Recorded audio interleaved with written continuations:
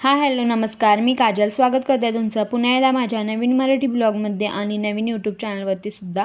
तर आज मी तुमच्यासोबत शेअर करणार आहे ऑटिझम सिंड्रोम व मानसिक विकलांगता ज्या मुलांच्या पालकांसाठी सेशन होतं, तर ते मी तुमच्यासोबत शेअर करते. तर ब्लॉग कंटिन्यू नक्की करा आणि जास्तीत जास्त लोकांपर्यंत हा ब्लॉग नक्कीच शेअर करा, जेणेकरून इतर पालकांना या गोष्टीची मदत होऊन जाईल. सो ते मी सेशन तुमच्यासोबत शेअर करणार आहे. तर चॅनलवर नवीन असाल तर चॅनलला सबस्क्राईब पण नक्की करा.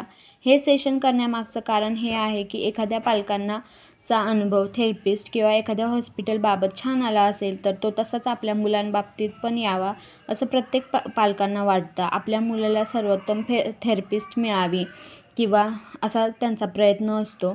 त्यात काही गैर पण नाही आहे. त्यामुळे पालकांनी इतर पालकांशी बोलणं हे जाणून घेणं गरजेचं आहे आणि त्यासाठीच आम्ही हे सेशन ठेवलेलं होतं. सो हे सेशनसाठी मी पण आले. मग त्याच्यानंतर इथे आल्यानंतर तर इथे आम्ही UDID कार्ड काढलेलं होतं, त्याच्यामुळे आम्हाला माहिती होतं कुठे आहे सेशन. शोधावं वगैरे लागलं नाही. जर आधीचा ब्लॉग तुम्ही पाहिला असेल तर साईचं UDID कार्ड इथेच काढलेलं होतं आम्ही. तर त्याच्यानंतर मग आतमध्ये वगैरे आलं. तर इथे आल्यानंतर 2च पालक आलेले होते सध्या तरी. अजून 10 वाजता सेशन चालू होणार होतं ना, तर 10ला अजून टाईम होता, 10-15 मिनटं. सो इथे 2 पालक आलेले होते, म्हणून मग इथे साईला थोडंसं खेळवलं वगैरे. तर 10 मिनटातच सेशन चालू होईल. तर ब्लॉग कंटिन्यू नक्कीच करा. मी वाटलं आणि मी माझ्या क्लिनिकमध्ये किंवा आउट ऑफ क्लिनिक पण हे काम ह्याच्यासाठी करत आले की जी मदत किंवा जे फोरसाईट मला मिळालं, because I am a medico आणि मला ती एज्युकेशनल बॅकग्राऊंड पण होता आणि किंवा पण त्यांना ज्यांना नाही आहे ते जास्ती 99.99% लोक आहेत आपल्या पेरेंट्समधून ज्यांना ते बॅकग्राऊंड नाही आहे. एज्युकेशन म्हणजे सेम प्रोफेशन किंवा सेम मेडिकल हेल्थ, तर ते त्यांना कसं देऊ शकतो आपण. तर माझ्या लाईफचा उद्देश हाच राहिला आहे की why not I give it as a platter. ज्यांनाही मी भेटू शकते की हां तुम्ही homeopathy, Ayurveda, whatever, physiotherapy, medical हेल्थमध्ये काय ऑप्शन्स असू शकतात, डॉक्टर्स मेडिसिन्समध्ये, आणि पेरेंट्स आपण काय करू शकतो. आपण फर्स्ट थेरपिस्ट आहोत. 99% काम आपल्याच हाताने करतो.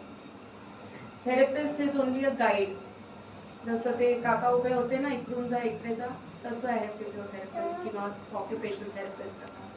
त्याच्यापेक्षा दूरचं काम आहे डॉक्टरचं गुगल मॅप, की हां ते कधी दिसणारच नाही. 1 मिनिटासाठी तुम्हाला 6 महिन्यात दिसणार, बिकॉज दे आर बिझी आणि ते देतात त्या दिशा, पण फायनली काम आपल्याला ॲज पेरेंट्स जे करणार आहे ना, ते महत्वाचं आहे सगळे.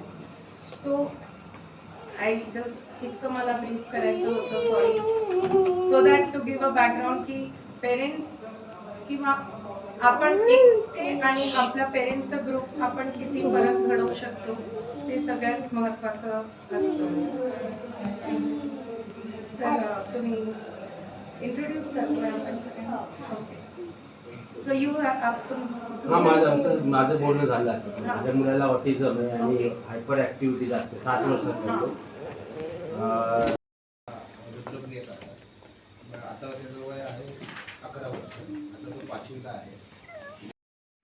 तर ह्या सेशनच्या मॅडम होत्या, तर त्या फिजिओथेरपिस्ट आहेत आणि त्यांनी मग इतर पालकांशी वगैरे बोलल्या. त्यांचं म्हणजे कसं आपण आपल्या मुलाला हँडल केलं पाहिजे किंवा एखादं बाळ जर बोलत नसेल तर आपण त्याची भाषा कशी समजून घ्यायला हवी, हे सगळं त्यांनी ह्या सेशनमध्ये सांगितलं. पण मला काही एवढं शूट करता नाही आलं, कारण मी एकटीच आले होते साईला घेऊन आणि साई एका ठिकाणी जास्त वेळ बसत नाही, त्याच्यामुळे तो खूप चिडचिड करत होता. तर इथे मॅडम वगैरे भेटल्या, त्यांनी त्यांचं कार्ड वगैरे दिलं ज्यांना हवं आहे त्यांना. सो मग इथे सेशन वगैरे झालं आणि आम्ही निघालो घरी येण्यासाठी.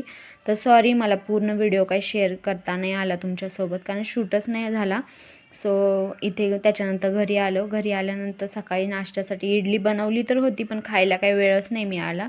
सो आल्यानंतर मग तीच इडली आम्ही खाल्ली आणि साईला पण इडली सांबार चाललं. तर असं हा होता ब्लॉग. तर जास्तीत जास्त लोकांपर्यंत नक्कीच शेअर करा, जेणेकरून पालकांना खरंच खूप गरज असते. जर तुम्हाला काही प्रश्न वगैरे असतील तर कमेंटमध्ये मला नक्कीच विचारा. तर चला, हा ब्लॉग मी इथेच संपवते. Thank you for watching video. Bye bye.